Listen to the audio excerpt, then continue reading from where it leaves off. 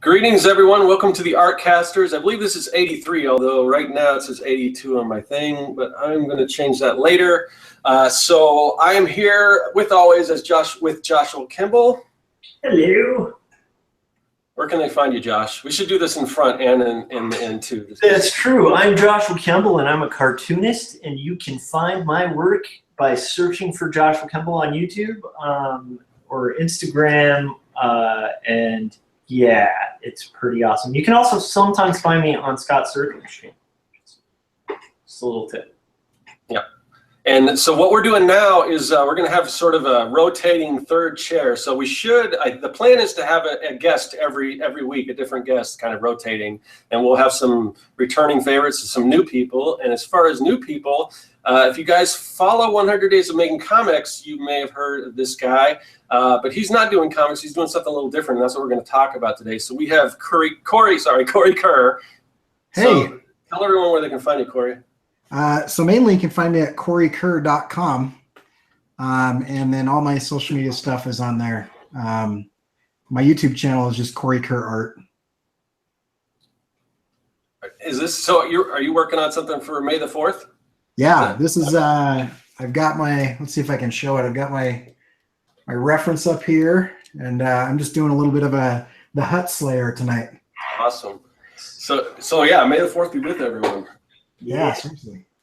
So Cory, as I kind of alluded to, so a lot of people watching, a lot of people that have been on the show, myself included, are doing a little thing called the 100 Days of Making Comics, and you're doing something very similar, but a little bit different. So what are you doing? Tell everyone about that if they're not familiar. Yeah, so I'm doing 100 days of animation. I was actually following you guys and Kevin Cross, and I was doing. I went to Adobe Max last year, and I was just getting into illustration, which I'm sure we'll talk about, and I was getting a little itchy to kind of try something new. I kind of have like hobby ADD, and I went to Adobe Max, and I kept going to like all of the animation stuff, like I met the guys at Titmouse, and I met the guys at Nickelodeon, and I met the guys at Adult Swim, and I said, I'm gonna try this out.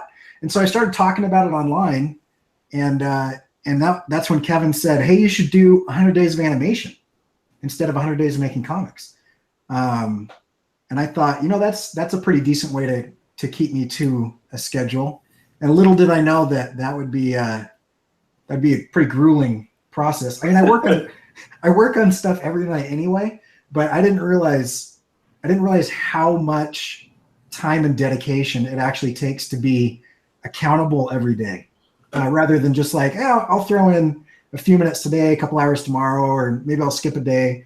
But man, 100 days of anything it's nuts. It's been brutal. Yeah. But I've learned a ton. It's been really awesome. And so I set out to do a short film. So whenever I want to learn like a new skill, which I've been doing it for about 15 years, I pick a skill and I try to think of like the most difficult thing that you could do in that skill, and then I set a goal to do that. And so this one is I said I'm going to animate a short film by myself, which I knew that would be hard. I didn't realize that it would be as hard as it is, but it's been awesome. And I started out in Animate CC, which is the worst piece of garbage ever. Is that what Flash used to be, or what is? Yeah, yeah. Okay. So they pretended like Animate CC was. So Adobe came out with Edge Animate, which was it was supposed to be the Flash killer. And it was like CSS 5 and CSS3 and HTML5 and JavaScript, and it would spit out this awesome stuff. It was super slick. The GUI was really well designed, really intuitive, and I spent like 3 months getting to know that really, really well. And then they killed it, and they said, okay, we're just going to roll the best stuff in Flash and the best stuff in Edge together, and we'll make it Animate CC. And that was all a marketing ploy. What they really did is just kill Edge and rename Flash. So anyway, long story short, I went down a rabbit hole that didn't bear fruit. But now I'm in After Effects, and After Effects is awesome. And there's actually some pretty decent, well-known stuff like Archer is animated in After Effects. Oh, okay. Yeah, and stuff like that. So, and it's pretty slick. There's a couple plugins that I threw in there, and I'm just kind of learning as I go. Because if I don't have a project, I have a tendency to like research myself to death to where I never actually start anything. I just learn stuff and they never actually do it. Yeah, we talk about that all the time. yeah. It's like a, paralysis of learning. I don't think learning is that useful. I actually think doing is so much better. Well, I think the thing is, like, you just, like, for personalities, like most artists I know, it's like you really have to kind of have a goal, because if you don't have a goal, you could do something. Like, I could do a step-by-step tutorial, in Photoshop. Like, there's a million of those. Yeah. And you can do it and then forget it. Like, for me, I'll forget it the next day. The time I'll remember it is when I have to use it, like, right. And the only way I'm going to feel like I have to use it is if I'm like, okay, I need to make this thing. And then, like, when you have that project, it's like, okay, how do I do that? And it gives you the right questions to learn, right? Yeah, exactly. Yeah. I can't tell you how many times I've taught myself InDesign only to not use it and forget how to use it. Like, anytime, like the job that I have right now, it was supposed to be for graphic designers. So I spent the first week on the job just learning InDesign, because I thought I was going to be doing catalog work. And then once I found out I could illustrate, then that's all they had me do. So I don't touch InDesign, which is fine with me because I'd rather be illustrating. But I hate that program so much. Yeah. I know the basics, but it's just, so. And with me, I feel like, and I tell students this all the time, I teach a class that is vector graphics, and I tell them all the time, I can tell you all the shortcuts, but it won't matter. Yeah. Because you need to, like, feel the pain, and you need to struggle and fight for hours and hours and hours. And then when you come to me and say, I literally have exhausted everything I can think of, and this totally sucks. And then I show you like a 60-second way to do it. You're gonna remember that for the rest of your life because it solved a painful problem for you. Whereas if I just was like, here's the 60-second thing, you're gonna be like, oh, cool, and it's gone. That information will not stick with you ever. Oh yeah. Yeah, there's like so many things, just because when I learned Photoshop and Illustrator, it was a long time ago, and since then they've had a lot of features, and I just set in my ways. I just do things the old-fashioned way. So if somebody shows me, why are you doing it like that? You can just do this. And I'm like, oh, okay. Yeah. like the shadows. I used to create drop shadows. I used to create a separate layer and bring the object in and then select it and then feather it and do all this stuff. And then somebody showed me that you could just go under layers and make a little drop shadow. Right. Yeah. Yeah. That happens to me all the time. Cause so I'm teaching the Adobe software, and they change it like every week now. And so I'll check it out like the day before class, and then I'll go to demo something, and they have changed it overnight on me, and like live in front of students, I'm like, dude, I don't know anymore. And somebody will say, oh, it's this, and I'm like, okay, good, we're all learning together. Because yeah, that was like I taught like very briefly, but I remember I taught like an intro to Photoshop class, and that was the coolest part of the class, was like you actually learned a lot from your students, because I had students who were like, wait, why would you do it that way? Why not do it this way? And I'd be like, oh my gosh, you're right. I'm doing it that way. Now we're doing it this way. Like the way you just said. Yep. Like, that's the coolest thing about it. I love that. That's amazing. I kind of missed that, actually.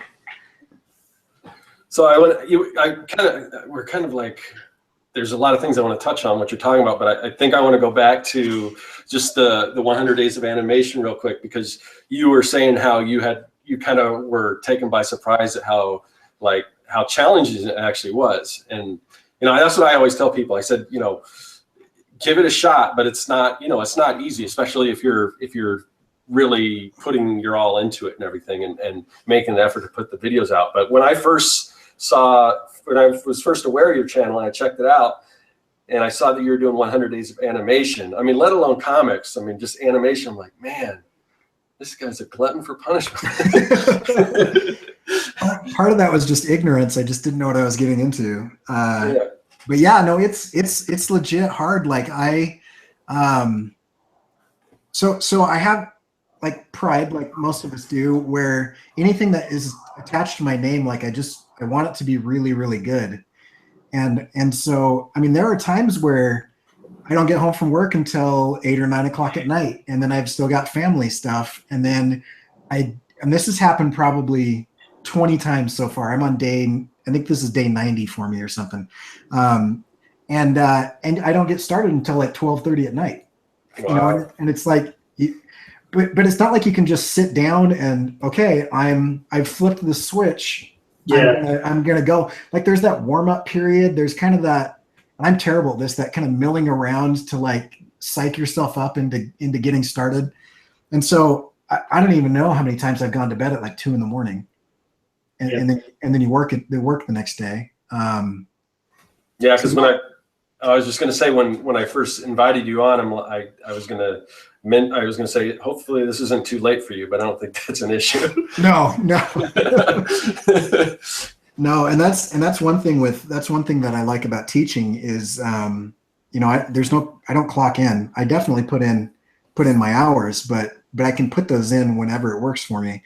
And so when, you know, if I'm up till 3, I don't have to get up at 6 the next morning. You know, I can kind of wake up a little bit later.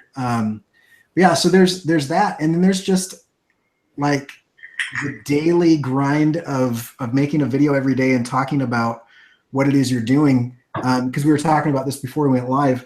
I mean, there are times where I have nothing to show, not because I haven't put in hours that day, but because in animation, unlike illustration, you can make hours worth of progress, but it doesn't visually change anything. Yeah. Sometimes, you know, and so the last couple of days, I've just told my viewers, I'm like, you got to trust me. I'm making progress on this. There's just nothing that you can see because it's like I could show you hundreds of keyframes that are like prepping for something, but they don't actually move it yet. Yeah. Anyway, and then just I don't want to be boring. Like, so every day I'm trying to come up with something to talk about. And it's like an all-consuming thing. Like you think about it when you wake up in the morning and then throughout the day and then when you're doing it and then while you're doing the video. And yeah, it's pretty grueling, but it is awesome. I mean, it has been really good. And I've spent like the last decade or to 15 years just spending my free time learning stuff. I love learning new skills. And I've gotten pretty good at learning stuff, but then to say, I'm going to do this a minimum of 30 minutes every day, no matter what happens. That is way different than what I've normally done, which is I'm going to try to put in 20 hours a week. You know, and then you can kind of marathon a 8-hour day on a Saturday or something. And that eats up quite a bit. And so that daily chunking down on stuff is, I'm just rambling now, but it's been a really interesting experience. Has it been helpful? Like, do you find yourself being more productive, or do you think the 20-hour thing's better, like in your experience so far? Yeah, I think there are pros and cons to both. I really like. I've never done the video thing before. I'm really new to YouTube, and I really like that. But I think I could produce better content less frequently. And actually, after the 100 days, I think I'm going to go to like 2 days a week, and I'll do like a speed illustration, and then I'll do like a longer, you know, kind of 15 to 20 minute video later on in the week. And I think that'll be better because what I find is I'm actually spending more time making the videos than I am actually working on the project. Yeah. Which is super frustrating.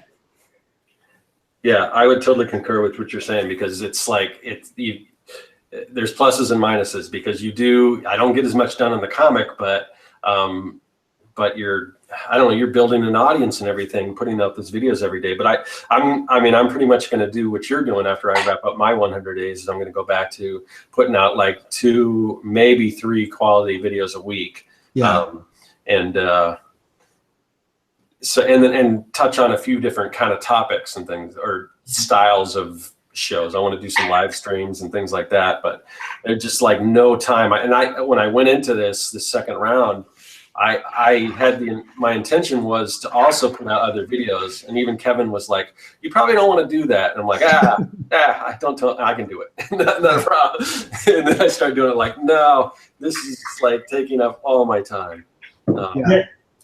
Yeah, I think like, so I'm trying this new thing, and we were talking about it at the top a little bit, but I'm trying this thing where I'm going to post a sped up video of me inking a panel, because I do about a panel a day. So I'm going to post like a video of me inking a panel every single day on Instagram, and then like when I'm done with that, I'm going to try combining those videos into like part of a vlog that I'll post. And it's a little similar to what Mike Emmerich has been doing, but like the thinking behind it is just like I kind of it's kind of touching on what you were saying, where it's like I don't want to just bore people, but I also like I want to structure my channel to where like if I want to do a weird video where I'm just commuting, or if I want to make like a crazy alphabet video or something, like I can do it. You know what I mean? Yeah. So like I don't know. I think there's pros and cons to each, right? Because like the other thing I've noticed is like, and I'm sure this will happen again when I get back to vlogging, which will probably be tomorrow, because I'm like gonna finish this tonight. It's like you get really smooth at it, like so it almost becomes intuitive, because you are kind of in that like sink or swim moment where you're just trying to kind of trudge out, plug stuff out, and there is kind of a momentum you build without even being aware of it, I think. Yeah. Doing that, so like to put a halt on that momentum with the videos, like could either improve or hurt. Like it's hard to say, you know. Like I don't know, because I'm probably as fairly new to it as you are, you know, on this stuff. So Scott like would be able to speak better to it because he's been at it longer, you know. Well, as far as like, I just now finally kind of feel like I'm kind of hitting my stride as far as, you know, being able to just turn on the camera and just, you know, kind of just talk. And a lot of times, like, especially with the 100 days, I usually leave, unless it's like a huge mistake and I'm just totally lost for words, I'll just kind of gloss over it and laugh at it and keep going. But just try to, you know, but I feel like I've reached a point where I'm finally, after I've been doing this, over 2 years now, finally comfortable, you know, doing it, you know. Yeah. Not like nervous about turning on the camera and doing all that stuff. But I think like Cory with your channel, it's probably comes down to just because you're being a teacher and used to lecturing and stuff, but you seem very comfortable on the camera. And it's also, you know, if you guys really need to check out his YouTube channel, because I mean, it looks so professional. I mean, just because obviously you have a design background, but everything is branded very nicely, and it looks like, I mean, you're ready to go. And I always say, like, you know, because sometimes you'll get the comments like, "Oh man, I really like your stuff. Why don't you have any subscribers?" And it's like, well, you know, I think I've laid the groundwork. So eventually that's going to happen. When it does, I'll be prepared, because I will have that, you know, so people do start becoming aware of the channel. They're going to look at it and say, this guy's got over 500 videos, and he's, you know, it's worth it to subscribe to this guy's channel, you know. So it's not like, you know, just somebody who has like one viral video and it's like you click on their channel, it's like, I don't know if I'm going to bother, because I mean, they've just got this one hot video, but there's nothing really there, you know. So I feel like that's a huge thing with college students nowadays, is they expect the audience to show up before they do any of the work, and it's like, no, you've got to do a year or two of fairly consistent work before anybody shows up, so that when they show up, they can like binge your content and get hooked. But yeah, I mean, with the branding thing, I kind of cheat. Like I just have some PNGs that are like 1080p Like they're just the same aspect ratio as my screen.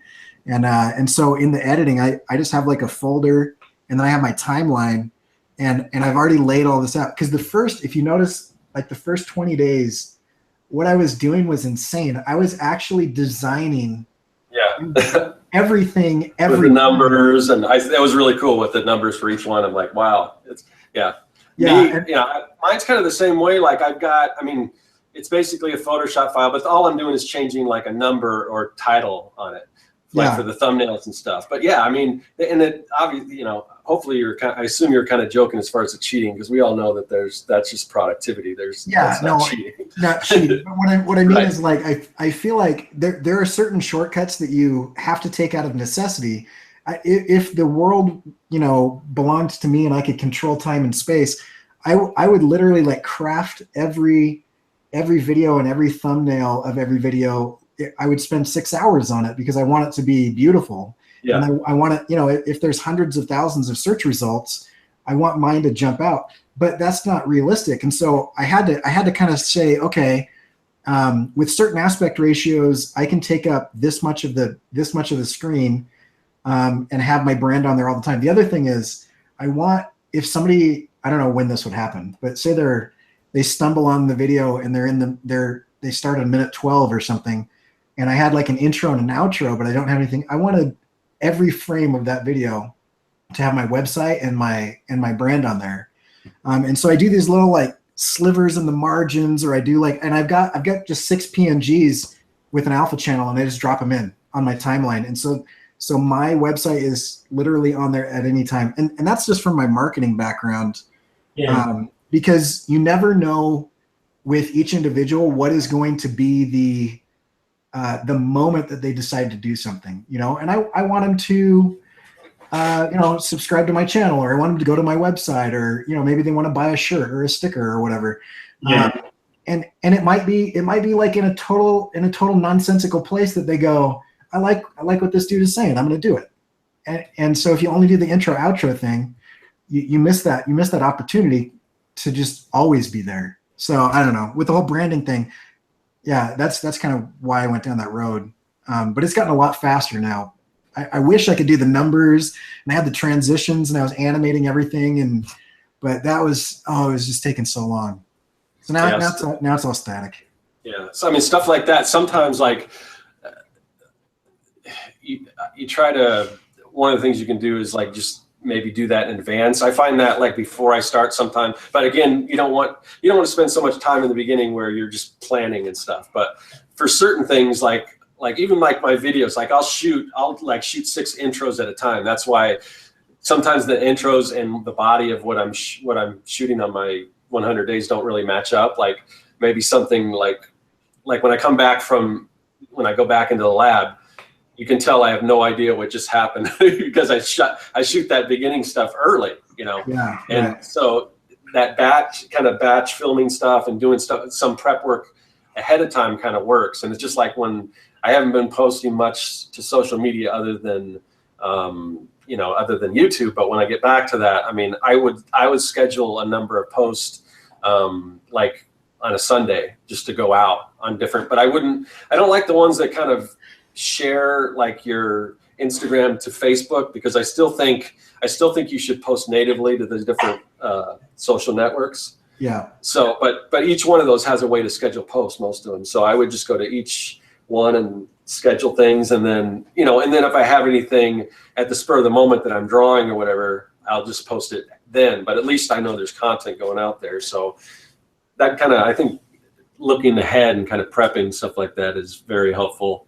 Yeah, I talked about that on my channel a while ago, batching stuff, and this might have been Josh and Kevin, because I like binge listened to Big Illustration Party Time like forever ago. Oh, nice.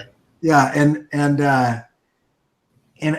I think it was you guys. You were talking about batching stuff, like if you're, instead of doing like a page at a time where you do, the roughs, the thumbnails, the pencils, the inks, the lettering, you're like, I'm gonna thumbnail 5 pages, and then I'm gonna pencil 5 pages, and then I'm gonna ink 5 pages, and I found like grouping things up and batching them is super useful. Yeah, it's so funny because like I might have even suggested that back then. I think varying stuff too, and then I want to also premise, just because I want to be the other voice in the room, but it's like there's also something to be said for like the era when like if you were in a band and you had $12 or whatever. I mean, this is like 40s or 50s. You're in a band and you've got $12 and you rent out a studio. You have a day to record an album, you know. And maybe you have 4 songs, so you have to write 2, you know. Right. So like there are some amazing like almost 80% of like Blue Note records, which are like classic jazz albums, were recorded in a day, you know. And some of them like featuring like half the songs were written that day. So it's like there is something to be said for crunch time, and like I was saying about the video a day things, there's like a beauty that can come out through that, through just putting stuff up, you know, because like there are a lot of people who do all the right things and brand all the right ways and just go nowhere. And then at the same time, there's people who just like pick up a camera and record something cool and it blows up. You know, that's like, not that you should plan on being that outlier, give yourself the best chance of success, right? But it's like, so for me, it's funny because I batch things, but I don't batch them too much because like I used to do like all my thumbs and then all my pencils, you know? And now it's like I literally just break it into ones because I just get bored. Like, and you know this because you teach, but like you can always tell when a student's bored. Like right. The really good ones, you know, where it's like it's a decent piece they knocked out, but you're just like, oh come on, you phoned it in on this, you know? Yeah. It's that weird thing you kind of can't teach. Like that, just like that getting really interested and engaged, like you can try, but you can't force somebody to kind of be into something. Yeah. And you can, and there is something that translates to that, because I've seen like some awesome work by some like teaching is a good example. Some of my students who couldn't draw for crap, and like, but they'd have a piece they really cared about, and sometimes that would translate well. It can also translate badly, right? Like if they cared too much, and then it's just too precious. But it's like, is that fine? I don't know. I don't know if what I'm saying is making any sense. Yeah, No, I also totally. think, I was going to say it. I also think it kind of depends on your personality and just the way what works for you. Some people, you know, the planning thing just won't work, and you know, you guys, guess you just got to find out what works best for you. And for me, you know, the planning. Again, I hesitate to say this because I don't want to confuse people, because I'm always like, don't plan yourself to death. But I guess when you've been doing it for a little while, you know how much planning is too much planning and what you need. And I guess that just goes back to what I was trying to say, where you got to do whatever works for you, but you got to be productive. Yeah. Well, I think our brains are like horribly wired to be lazy, and so I feel like I'm a battle between my mind and my brain. Like there's what I want to do, which is I want to like sit down and I want to like bust out art, and I want to be super authentic and always be kind of on the bleeding edge of stuff. But then my brain is like, dude, I'm tired. And so if I can just trick you into, you know, just like reading about this or watching like an hour of, you know, 15 different tutorial videos, it'll give you like the impression or the feeling that you've accomplished something. You get all the dopamine and serotonin to say like you've done something artistic, but really you haven't done crap. Like you've just prepped yourself to death, and then you're tired and you're done for the day. And so and it feels better than sometimes than the creating part, because there's no risk. You know? Like, you can't fail. Yeah, the fantasy's there, but the risk isn't, because you haven't like put your freaking dollar on the table and gambled. You know what I mean? Like exactly. So that's the thing. Like prep work's important, especially comics and animation. If you try to just like animate a movie and just start drawing frames, like you're gonna end up in a hole. You know? Yeah. And same with comics, if you just like take a blank page and you just start drawing a panel with ink and lettering and stuff with no thumbnails, no planning, like you're gonna end up kind of like trapped. You know? You're gonna end up with my first comic, which 60 pages into it, and I was like, "What is this? What am I even doing?" And I'm sure we all had that experience with our first art. You know, it's like where it's like, why can't I draw this? Why can't I? A lot of it was just not knowing the right foundation to like build everything on. So those foundations are important, but I'm also a huge fan of I don't know, maybe that's a personality thing, but I'm just one of those people, like I've never learned guitar properly. I just picked up a guitar and learned it for fun. And just like learned 2 chords and started a band. And then from that point on, I kind of started figuring out how to play music just by making a lot of mistakes, you know, and never really well, but you know, it was fun. And it's the same with like art. It's like comics. Like my first comic, the reason I ever got my and I call it my first, it's not my first, you know, when I was a kid I made comics and stuff, but my first like legit comic was just when it was in college, and it was that point where it just clicked.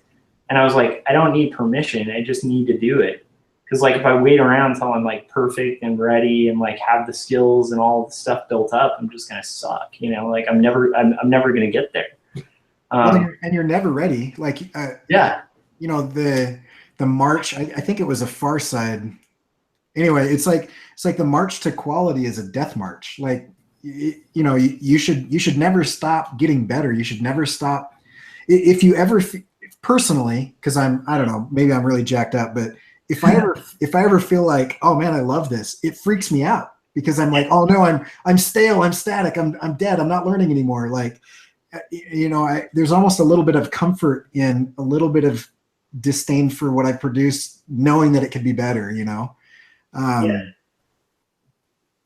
because I mean, I think if you get to the point where it doesn't need to be better, for one thing, like I'd be really afraid to draw anything else if I drew something perfect. Right, yeah. You know, it's like you're done. Well, I hit it. Okay, I don't want to mess that up. I'll just keep it where it is, you know? But like, the other thing is like just, I've talked about this before, but I think we all have like friends and people we know, at least when I was younger, I did. I knew a lot of people who were like, they wanted to write. And at the time it was like, because I think like nerd culture was less like wide and broad as it is now. At the time it was like people mostly wanting to write like epic fantasies, novels, right? And I knew like 2 guys in particular, they were like world building, and they had these like notebooks, like they were like, you know, the thickness of like a Bible, you know, just like these big like notebooks full of just endless notes of the world and the languages of these different characters and like what the different maps are, lots of maps. They're all trying to Tolstoy it. Yeah, yeah. And then like, yeah, so that's the thing I've always like kind of said to people, and including myself. It's just like one of those things where there's like, for some people maybe that works, like, you know, like with Tolkien, you know, like if you're an Oxford like linguist and that's kind of what gets you writing, great, you know. But I haven't met a lot of like Tolkien types, you know. I've met a lot of pseudo Tolkiens who are just filling sketchbooks, and they'll probably just like, that'll be it. That's what they made, is just like this thick book full of notes, you know. And that's like, for me, that's always a fear, because it's like at some point you just gotta like jump in the pool, you know. I don't know. And like you're doing with animation, you know, it's like, that's kick ass. You're just kind of diving into it. Like, I'm gonna make this thing and start with this 100 days thing, you know. That's amazing. Yeah. So when I was in college, I didn't have the best grades. Like, they weren't bad, but like I looked at people who were going to have like Latin after their names in the commencement, and I was like, that's not going to be me. And so the only thing that is going to differentiate me is what I can do. And I quickly realized that that learning paralysis, that prepping gets in the way. And so I started just diving in. I'm like, I have no idea how to do this, but the way to learn it is to try it. And so like with the animation, like I knew what an animatic was.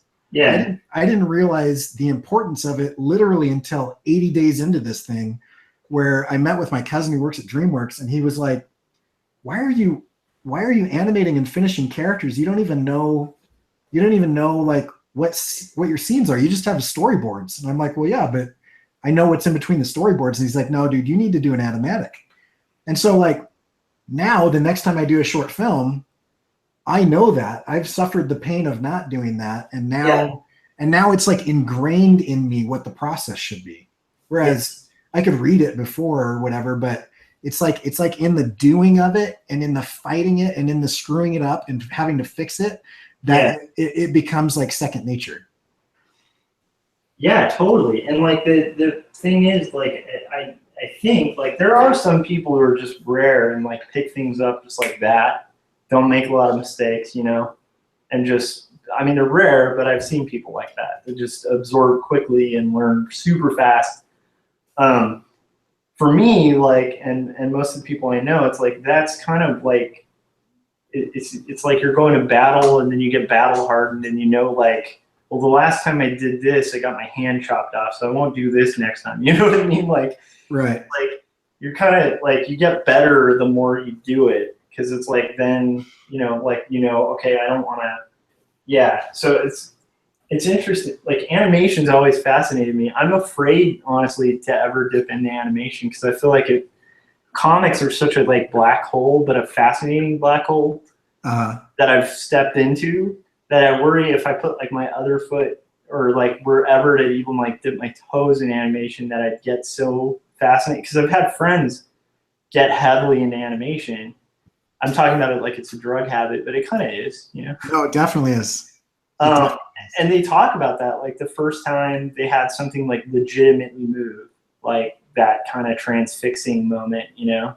Yeah. And how like addictive that is. And I was like, okay, I can't do that because I'm already doing this comic habit. It's like doing 2 hard drugs at once. It's an expensive habit. I don't want to do it. Yeah. If you do step into it, just stay 2D.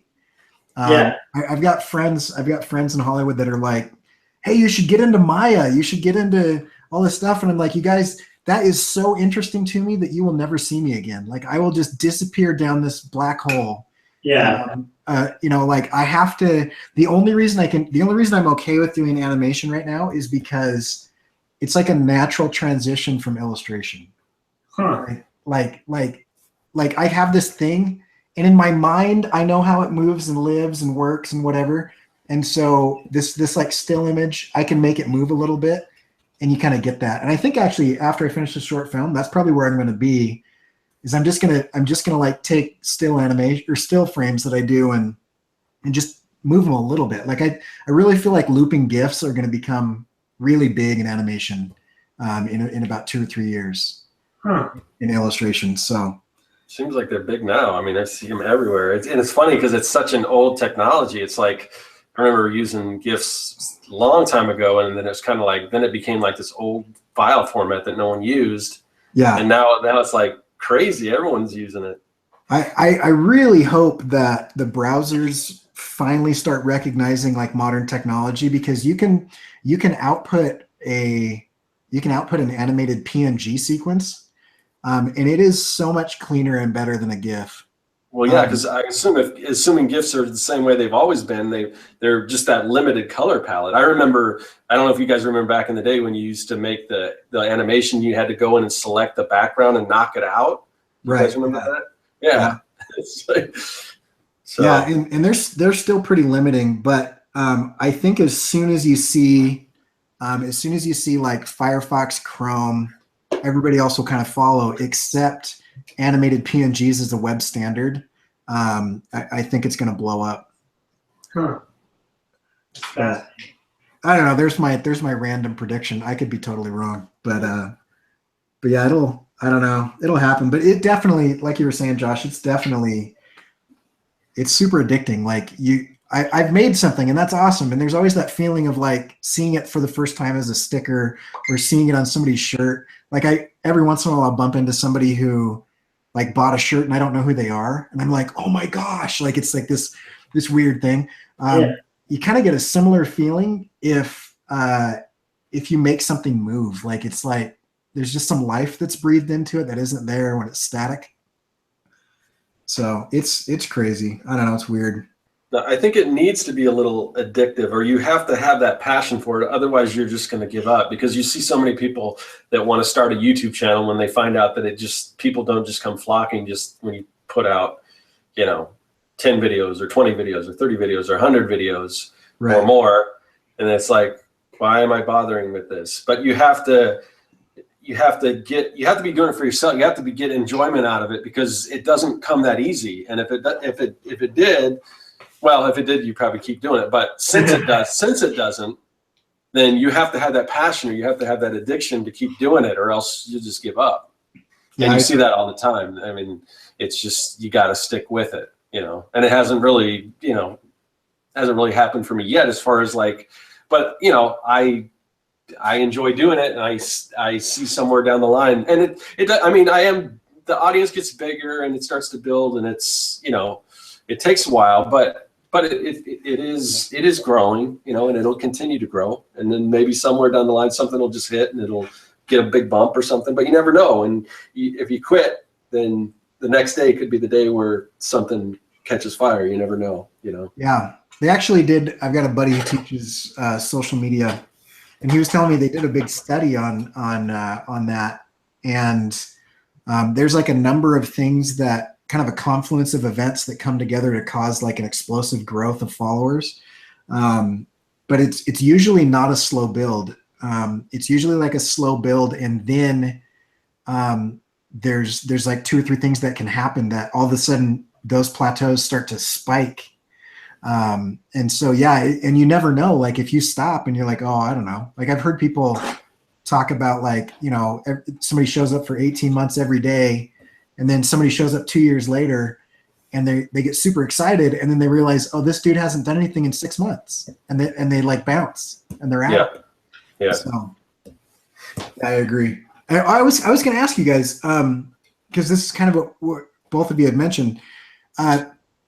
Most people that I know that things come really easy to them, they don't consistently produce anything.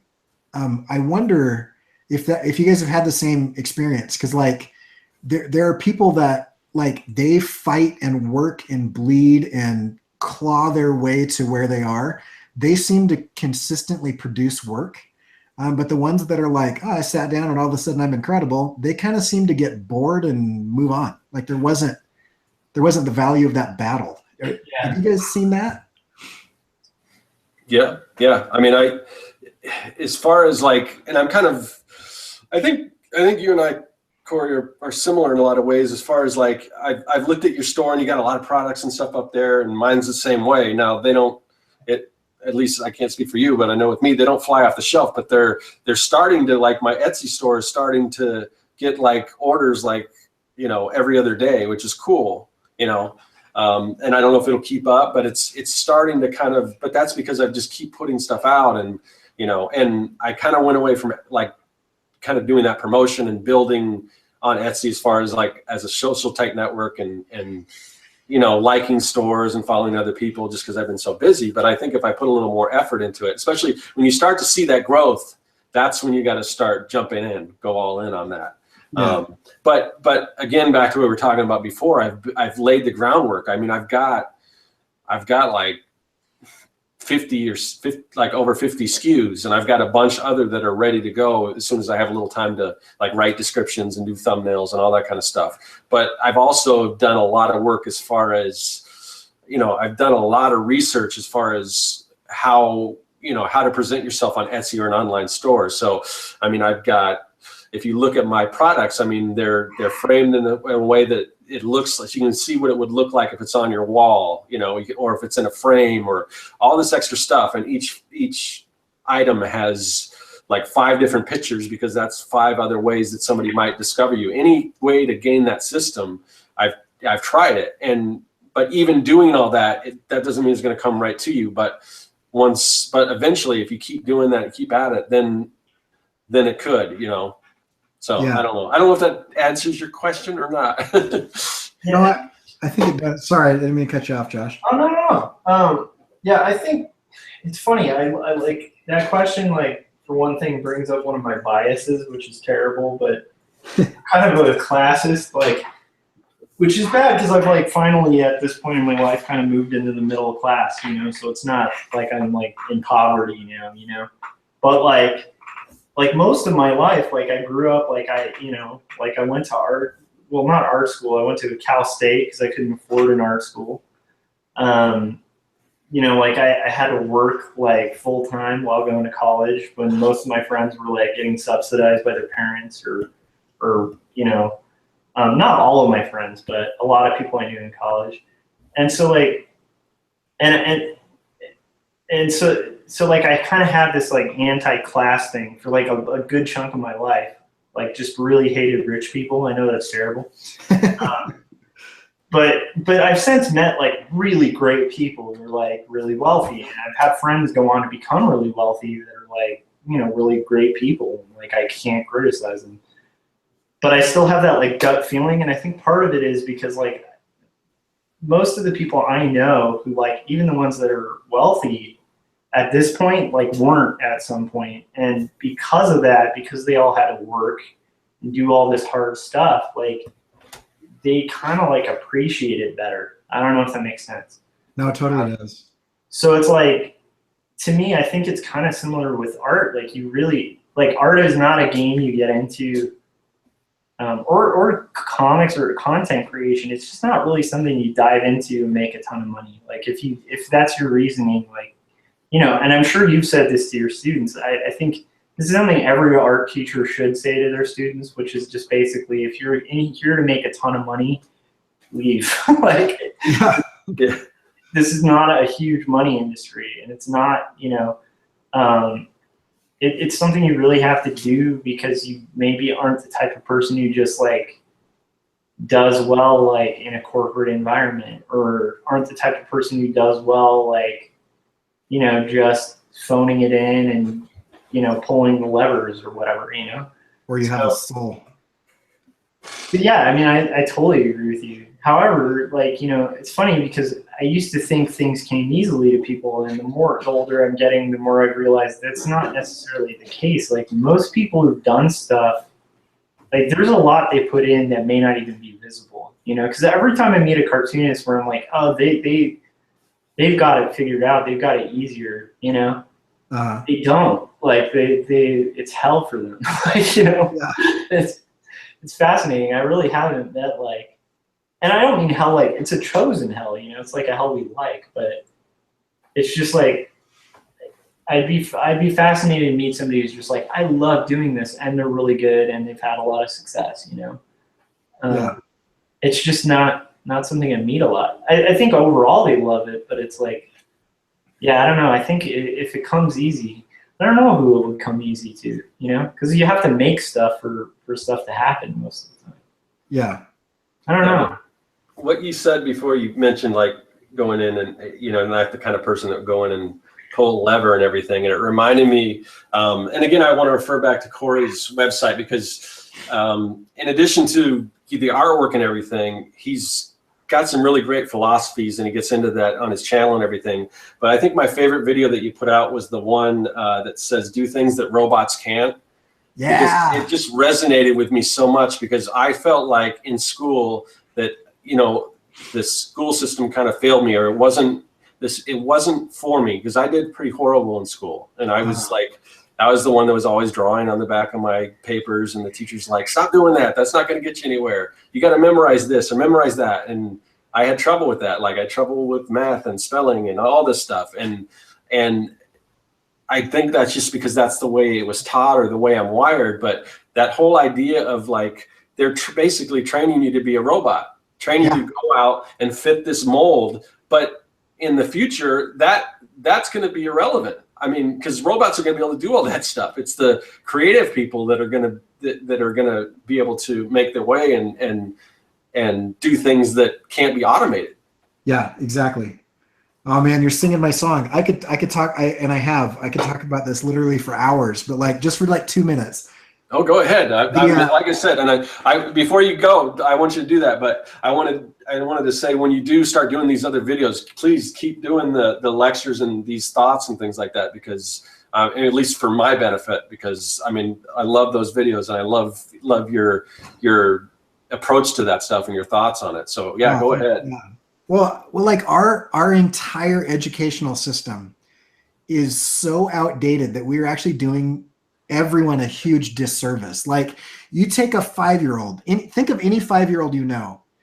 That 5-year-old's natural state is to be artistic and crazy. Mm-hmm. It's not to sit down, shut up, and do exactly what you're told. And yet we put them in a situation where that's exactly what they have to do. I have a 7-year-old right now, and she's like an artist, and she just loves life, but she is constantly in trouble at school because she's just bouncing around the room.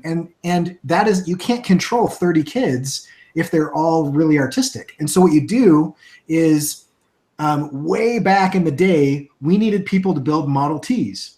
We needed factory workers. We needed robots because we couldn't make robots. And so we turned human beings into robots. And so we have this entire educational system that is built around teaching people to sit down, shut up, and do mundane things over and over and over and over again, and not get bored and not ask questions. Yeah. And it's awful. Yeah. It's so terrible. And so I feel like, because I don't teach in an art department, I actually teach in the communication department.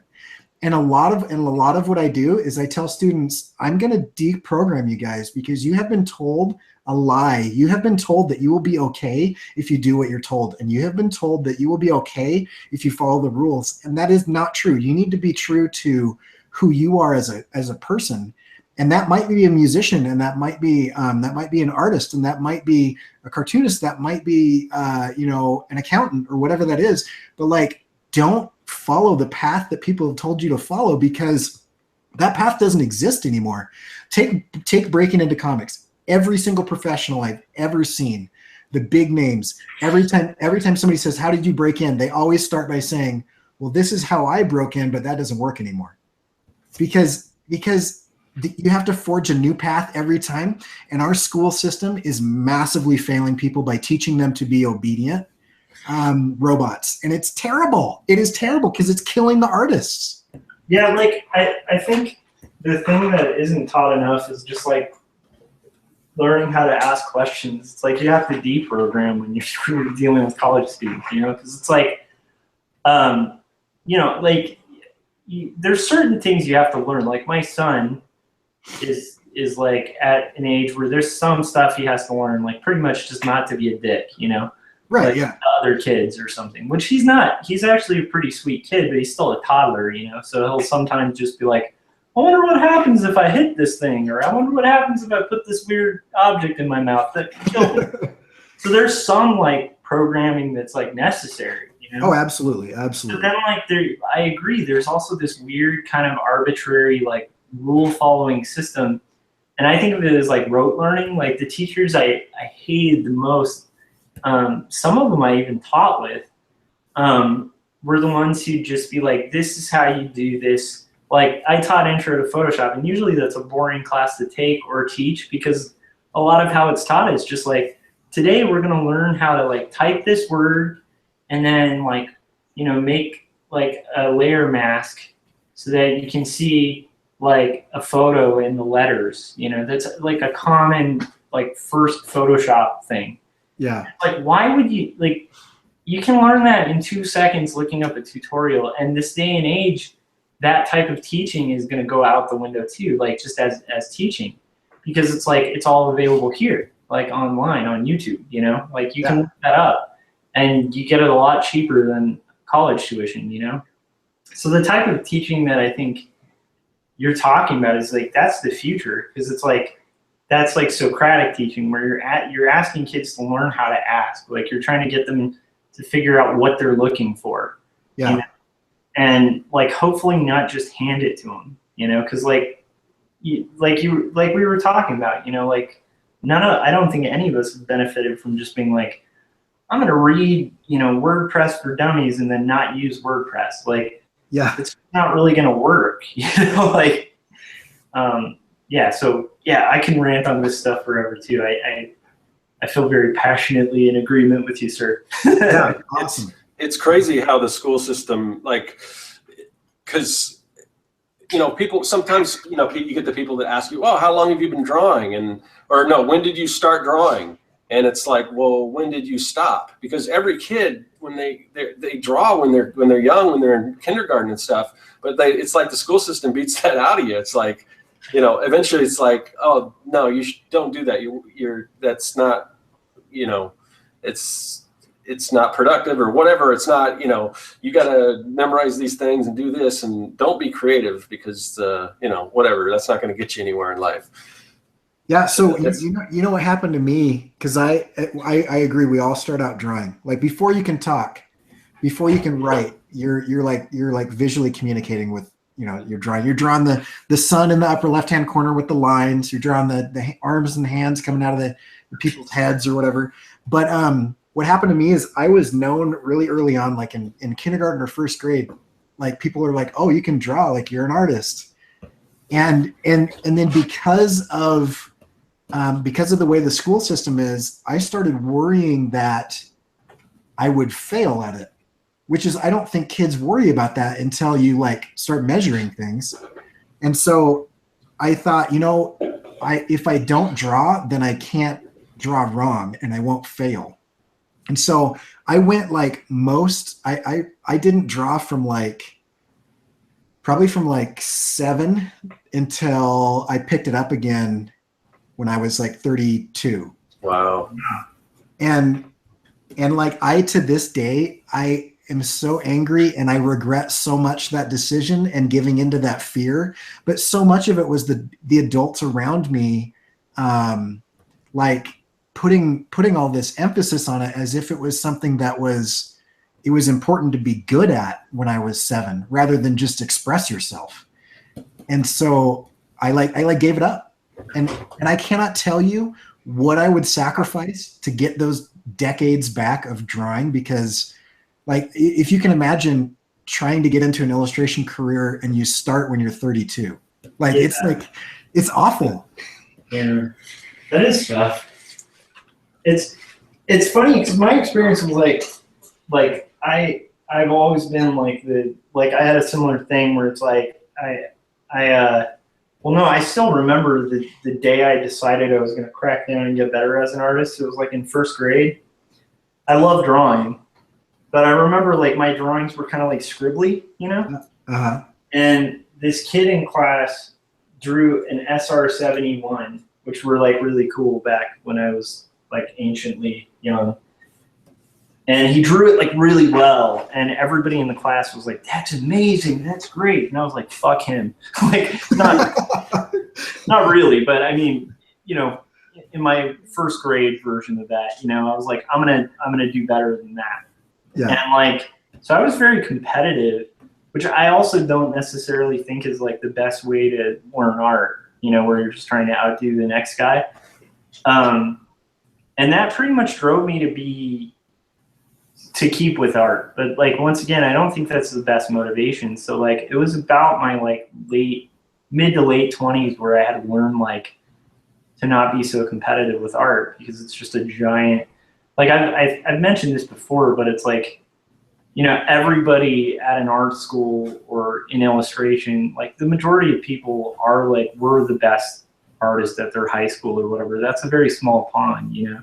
Yeah. So like, in a weird way, at 32, starting fresh, the benefit is you didn't have to build all the bad habits that somebody who's drawn from like, you know, like I've drawn my whole life and I've built some really terrible habits that I had to like unlearn, you know? Yeah, that's true.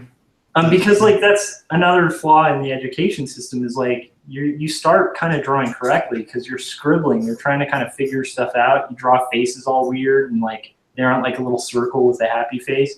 And then some idiot adult comes along and goes, "This is how you draw a face," and they give you a template. Yeah, yeah. And that's where like the bad drawing starts, you know, because it's all symbols. So you're like, "Oh, this is a sun and this is a house," but that's not a house. Like that's not what a house looks like. Yeah, exactly. Oh, the symbol system. It goes back to that lazy brain that we were talking about, right? Yeah, yeah. Like the symbol system, you have to have that to survive. Like if I were to like process visually a stop sign every time I saw a stop sign, yeah, rather than look at it as a symbol, I would hit pedestrians all the time. Yeah, that's a good point. But you apply that to art, and that is the worst thing that you can do, because everybody draws a hand like this. Yeah. But no one ever walks around like this and waves at people like this and picks things up like this. But this is the symbol for a hand, but we hold our hands in so many different ways. That's not what a hand looks like. It's just the symbol for a hand. Yeah.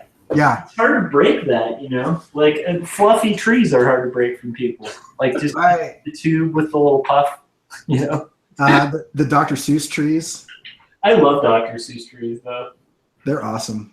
And Dr. Seuss is a badass illustrator. He's awesome. I went through a phase of just totally aping him, and it was rad. I kind of gave it up because I want to do my own thing, but he's so amazing, and he's cool. Yeah, it's funny. I didn't realize until this election cycle that he had been a political cartoonist before he was doing kids books. Yeah. There's these really crazy, ballsy, really offensive, to some people, cartoons, you know? And they're excellent. They're amazing. I don't know. I think I like Dr. Seuss, but you're right. It's you know, if everybody drew like Dr. Seuss, it wouldn't be so great. Yeah. Anyway. Well, and he did a lot of advertising as well. You can see a ton of his work in he does Chrysler ads and stuff where there's. Are you kidding? No, totally. There's little hands that hold the stick with the hand on it that's holding another stick with a hand on it that has a sign. There's all this ads out there mid-century deal when he was around. He'd get hired by agencies to do stuff. Oh my gosh, I gotta delve into this. That's a can of worms I gotta open further. Yeah, go find it because it's awesome. It's a trip. As far as what we're talking about, as far as the school system and stuff, yeah. So Evan Moore in the chat says we're preaching to the choir. So yeah, I mean, a lot of people I think can yeah, and it is really, to me, it's a hot topic because I mean I was held back in the second grade, and it wasn't the school. My parents were the ones that held me back because they were going to send me on to the next grade. But I had this horrible teacher that because I was kind of labeled a problem child because I wasn't, because you're creative. Because I'm creative. So she basically put me in the back of the room, so I wouldn't disturb other kids or whatever. And it was what I wasn't learning just was multiplied because just they kind of gave up on me. So, I mean, and I still remember when I was a kid, when my parents told me that I was going to have to repeat the second grade, I was just bawling and everything. And it's just and throughout that, like I said, I was always the one drawing and stuff on my papers and stuff like that. And there was just, if somebody could have realized that, hey, maybe this guy's got something here, maybe that he should focus a little more on this or find a way. And I guess it's difficult because how do you tap into each individual and find out what works best for them as far as learning? I don't know the answer to that, but. Punishing creativity is definitely the wrong thing. Right. Yeah. Yeah. I remember I had a math teacher in high school who was phenomenal, and he would he would get fired for doing stuff like this today, but if you gave him the robotic answer without thinking about it, he would throw an eraser at your head. And he used to give people extra credit for drawing in the margins of their quizzes and stuff. Yeah. And he was like, too many of you guys think that math is this rote robotic thing, but if you're being creative in your thinking, then you will actually be a human being and math will make sense to you. That is the only time where I was in a math class where I was digging it. And I was like, yeah, I totally get this. But it was because he allowed for creativity and didn't encourage robotic behavior. Yeah. And I think that okay, so it's funny because I had a very opposite experience, at least in high school. I have really, I went to a really small school. So there was one art teacher and there was one art class, and advanced art was the same teacher, same classroom. It's that small, where it's we have one art teacher, one art class. He also does wood shop. Yeah. But she was And she wasn't the greatest artist, but she was like so encouraging and like submitted my stuff to like California, like contests and stuff. And like, you know, if there was like an art show, would like pay the admission fees, like to put my stuff in, like, and so I had like, it's funny because I actually have kind of an opposite experience where I think had I not had teachers like throughout my life who were encouraging creative thinking, I don't know if I would have ended up really pursuing it, you know, because like a lot of that was, but it, you know, but it's like, I think that it's different for everyone, but I can't imagine, like, I imagine if like I had gotten shut down when I was trying to do art, like, just how that would have affected me. Like, I mean, that's a huge thing. So I think part of it's just passion, because like, that's one thing, like even that one art teacher was like, she didn't really teach a lot, but had so much passion for art that it kind of didn't matter. Like it just kind of translated because they get you excited about it. And it sounds like kind of what you're talking about with that math teacher, where it's like, you know, math is really, I hate math, but like I never had a math teacher who was like so passionate about math when they're teaching it that it made it interesting, you know? Yeah. I was gonna say, I wish I had that math teacher, because I mean, right now, just because I've been so, you know, I've so set in my ways from what I learned back then, I can't even comprehend that math is creative at all, you know? Yeah. It's so ingrained in me. So it's just like, that would have been helpful. Yeah, because like I love like science stuff, and like I hated science classes. But as an adult, like when I come at it from like my own frame of interest, like I would have a hell of a lot of fun, like being able to like do a biology class now and like learn more about that kind of stuff and like look through microscopes and, you know, but that's because I actually kind of have an interest in that now as an adult. Whereas like when I was younger, I had no interest in it, and I had teachers who didn't seem interested, at least to me, didn't make it very interesting. You know, they didn't talk about stuff like where it's like, I mean, like, yeah, I mean, all to me, all a science teacher would have to do is just like talk about a neutrino for like 10 minutes, not from the perspective of like what it's composed of or anything like that, but just like what it is and the hunt for it and why it's so important. You know, giving you a who, what, when, where, and why before teaching it, like that would be really fascinating to me. And I never really had science teachers who did that, you know? Yeah. Anyway, yeah, that's fascinating. So like, to me, I'm just curious, like, how do you, when you're 32, you haven't drawn, like, how do you just jump into drawing? Start a comic book? No, okay, so my thing that I do is like, I want to learn how to do this, right? And so I think of the hardest thing I can think of. And I was like, what thing will cause me to draw a lot? Because for me, it's time on tools, right? And so I thought of all the different things that you can do with illustration, and I thought, you know, like every comic book page has what, like 3 to 12 drawings. If you're talking about each panel as a composition, you know, I know they work together as a whole, and there's kind of that, you know, kind of unifying parts thing, but each panel itself is also its own little drawing. And so I thought that if I could do a panel, or if I could do a page a week, then that would force me to draw a lot.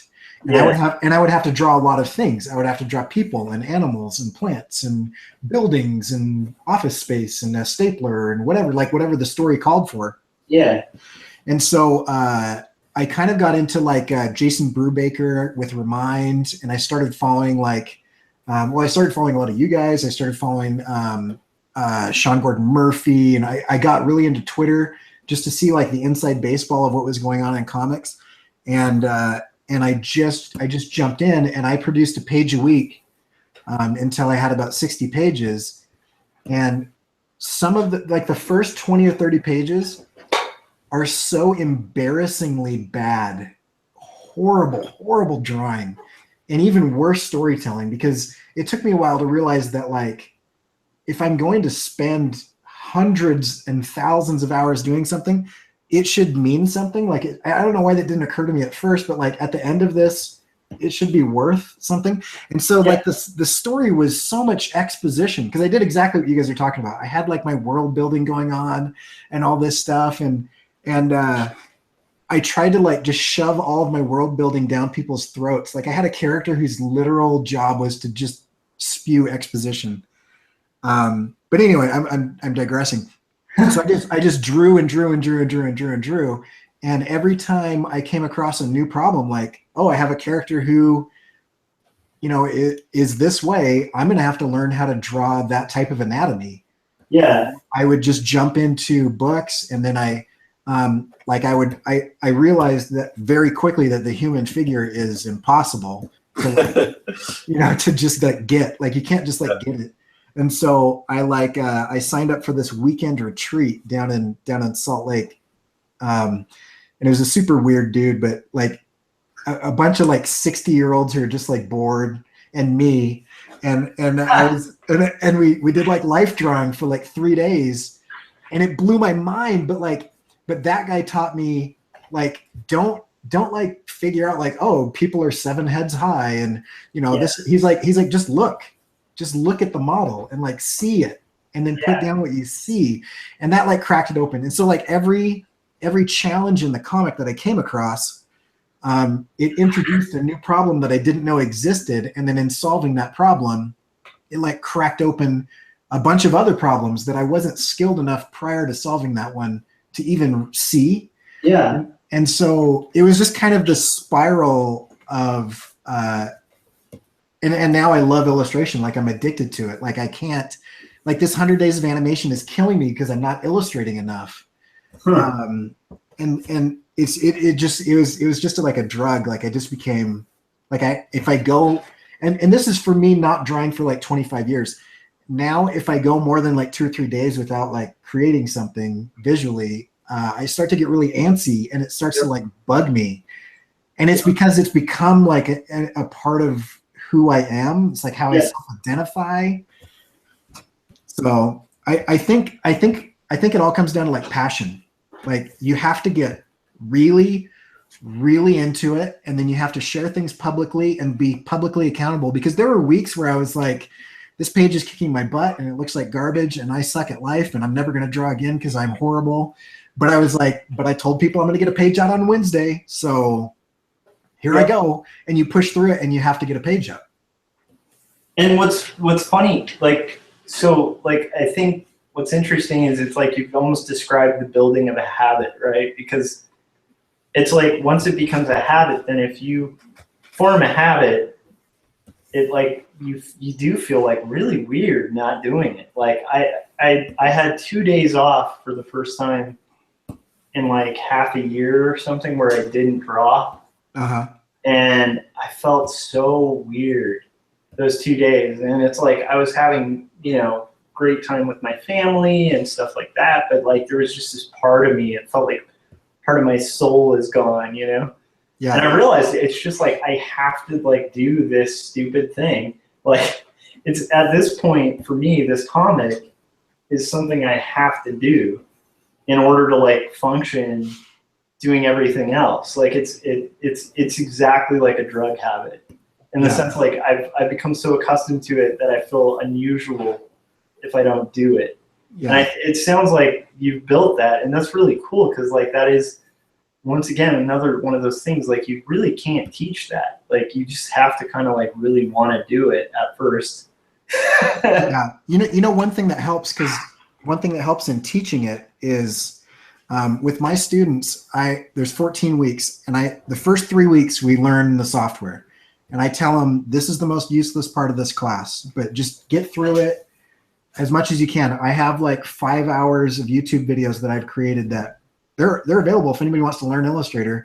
Go to my vector graphics playlist and you can learn Illustrator, and it'll be somewhat useful, but it'll be the most useless thing you do if you don't apply it to something. And then the rest of the semester, I give them 2 weeks to do a project, and we just do 5 projects. And I say, I don't care what it is that you do, except you have to care about it.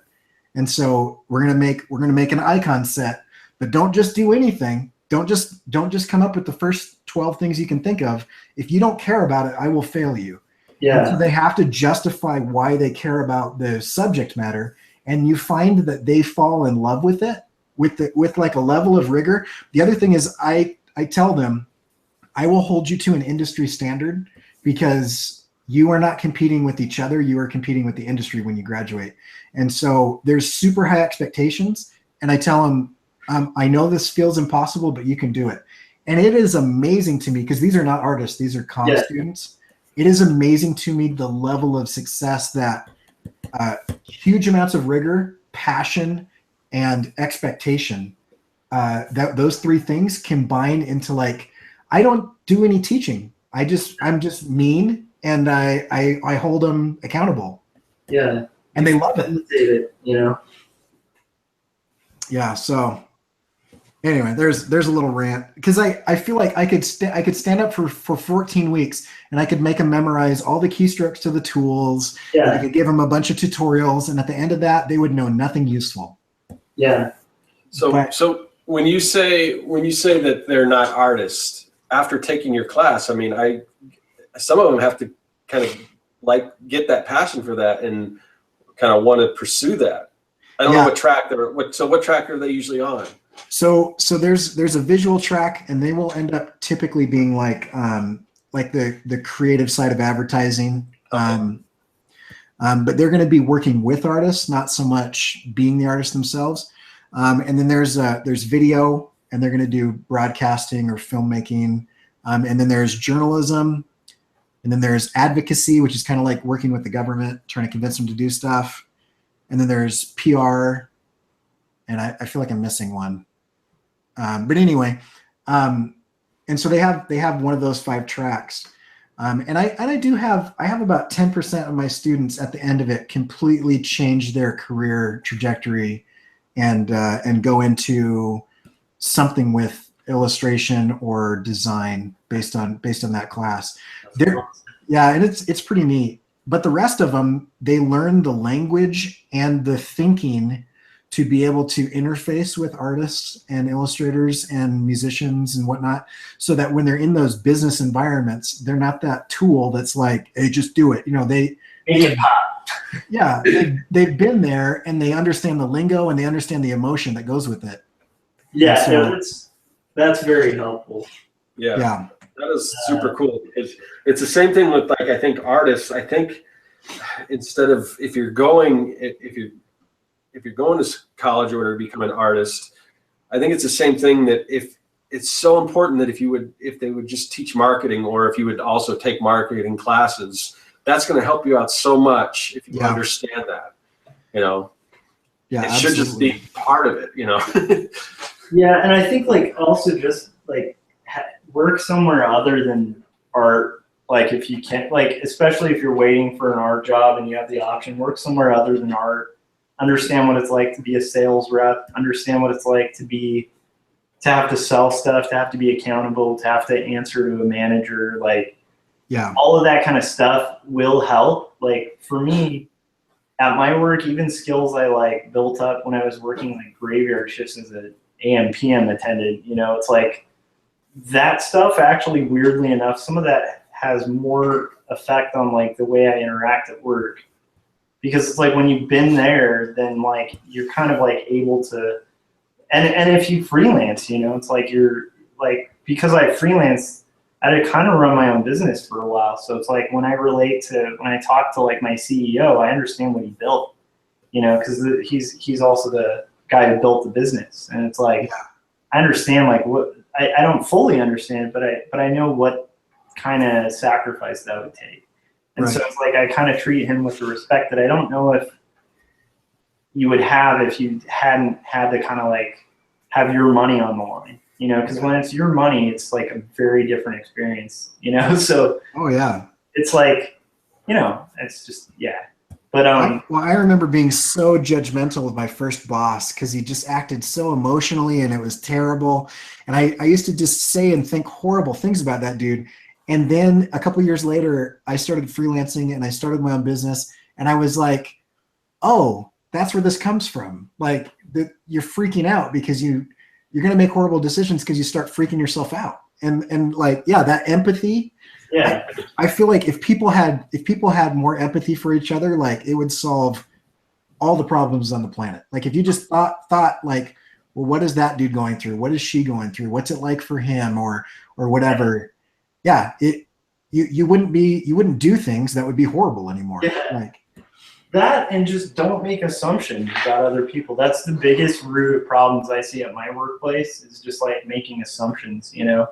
Yeah. Where it's like, just talk to people. Like if you ever assume anything about somebody, it's probably wrong, you know? Yeah.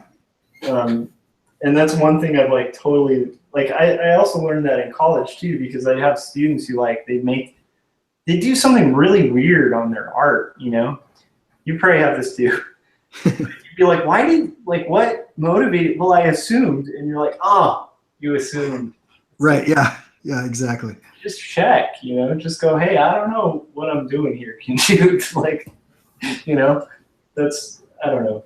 But that's also part of that programming thinking, right? Because people are taught so often to like you were saying about the schools, you're taught so often to like sit in your chair, you know, raise your hand if you have a question, be completely silent, and not ask questions and not engage, you know?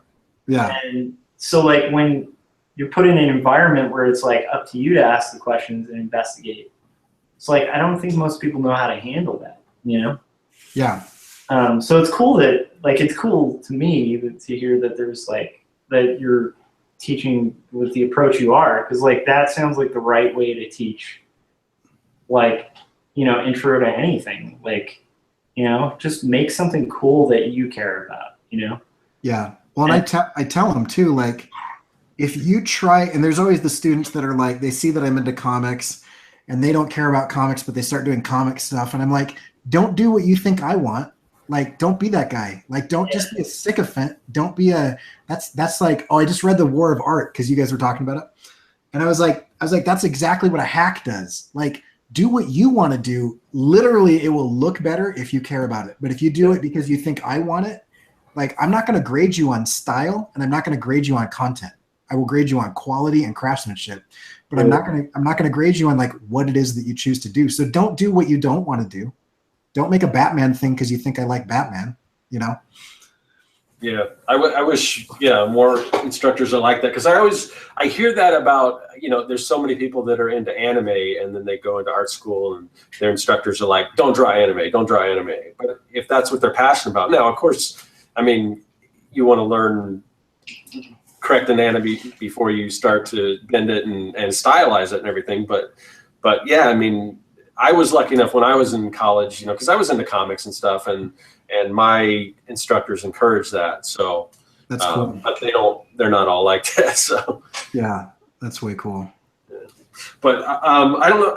We're getting close to an hour and a half. So I think we should probably wrap it up. But I mean, we could keep talking forever, and we'll talk a little bit after the show. But since we are doing this new format where we're going to have rotating guests, we definitely want to have you back on, because I think you got definitely a lot more to say. And I would say, like I said, everyone go check out Cory's channel, because if you like what he's saying now, he's got a lot of other cool stuff and interesting things, and just his thoughts on, we didn't even touch on your thoughts on like existentialism and things like that. So oh yeah. That's my jam, man. Yeah, existentialism is where it's at. So maybe we'll get you back and we'll talk about that. So where can they find you, Cory? Yeah, so the best place to go is my website, CoryKerr.com, CoryKerr.com, and that has all my social media stuff and everything.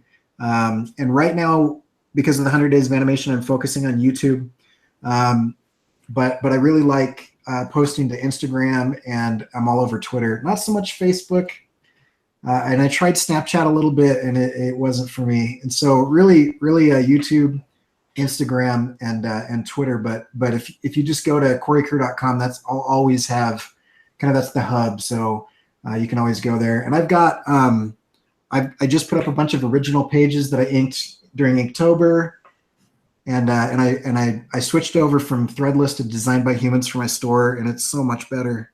Yeah. So way better. And so I've got shirts and mugs and all that stuff, and I don't make much money on that, but it's like super validating when somebody like wants to spend their hard-earned cash on my stuff. It just makes my day. So yeah, I don't know. Yeah, just go to CoryKerr.com. Subscribe to my YouTube channel. I'll keep updating at least once or twice a week after this as well. So it's awesome. How far are you on your 100? You're like right behind me, right? Yeah, 90. I took a week off. We went to Disneyland. I was ahead of you for a little bit, and now I think I'm neck and neck with you.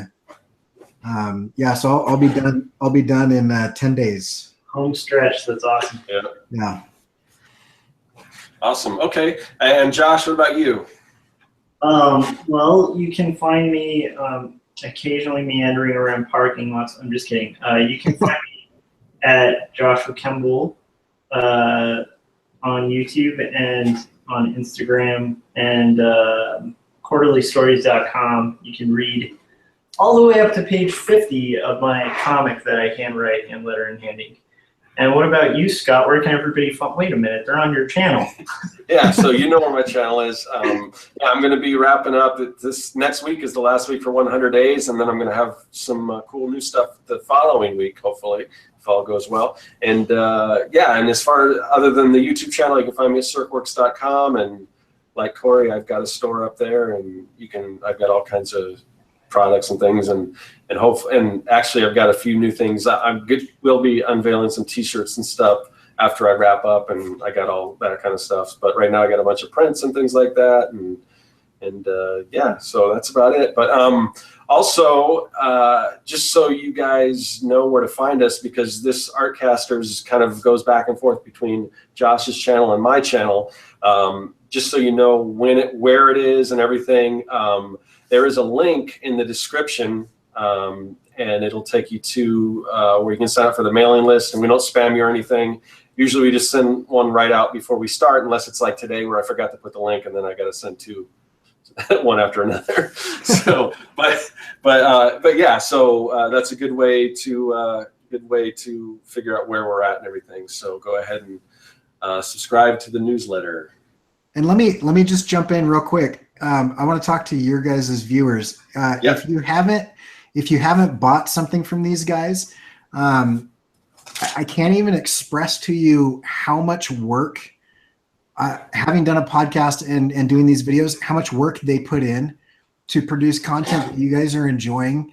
Go the next time you've got 10 or 20 bucks, go drop it on their stores. Go buy something from them, because it is such a day-changing validator to have that happen. And if you are getting value out of what they're producing, go show them that by buying something. I'll plug for you so you guys don't have to beg. But well, I'll turn it around and plug for you too. And the same goes for Cory, because when you do go to if you're not already subscribed, you go there, subscribe to his channel, and check out, just like I said, what we were talking about today, this kind of stuff. His channel is loaded with just really thoughtful and helpful advice on art and everything. So if you find that valuable, do the same thing and go to Cory's store and pick yourself up something nice. I think that's what Jazza always says. So yeah. So anyway, so we will see you guys next week. Usually we do it on Wednesdays, but I kind of had a weird schedule this week, so it's either Wednesday or Thursday. But that's why you got to sign up for the newsletter. I say newsletter, but it's more of a mailing list. We don't really send out like newsletters. We just a little alert just to let you know when it is. So so we will see you guys next week. Catch you later. Thanks for having me on.